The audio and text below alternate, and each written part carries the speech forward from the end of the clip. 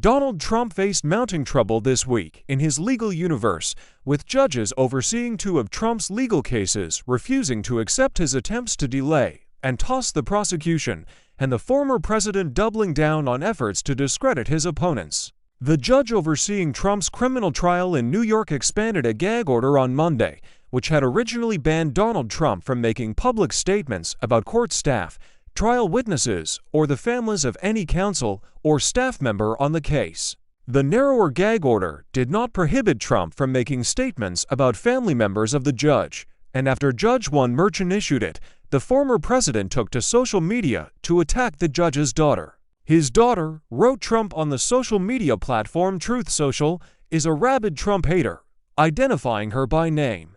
The new gag order would now prevent him from making statements like that, but Trump's abusive commentary about her and others involved with his trial has probably already prompted threats and harassment. In a court filing revealed on Tuesday, Trump also motioned for Merchan to recuse himself from the case, alleging his daughter's consulting work for Democratic clients was a conflict of interest. It can no longer be ignored that Authentic's commercial interests are benefited by developments in this case, wrote Trump's lawyers in the filing.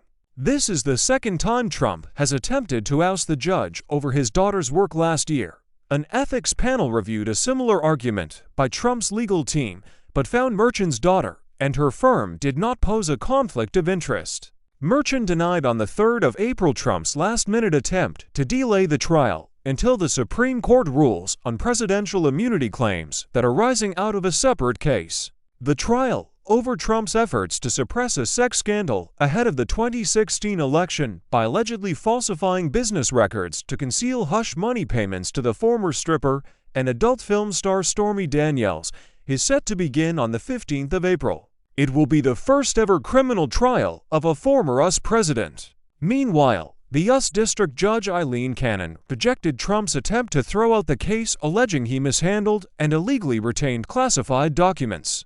Trump had argued he was entitled to retain the documents under the Presidential Records Act. Cannon rejected his bid to toss the case on grounds the charges make no reference to the Presidential Records Act. Nor do they rely on that statute for purposes of stating an offense, she wrote. Her finding nonetheless leaves open the possibility for Trump to use the theory that he had legitimately retained the documents under the Presidential Records Act, setting her on a collision course with the Department of Justice's special counsel Jack Smith, who has called the Presidential Records Act theory a fundamentally flawed legal premise and said he would appeal to a higher court if the judge recognizes the theory. Cannon has slow-walked the case over Trump's alleged illegal retention of classified documents, which FBI agents uncovered at Mar-a-Lago in August 2022.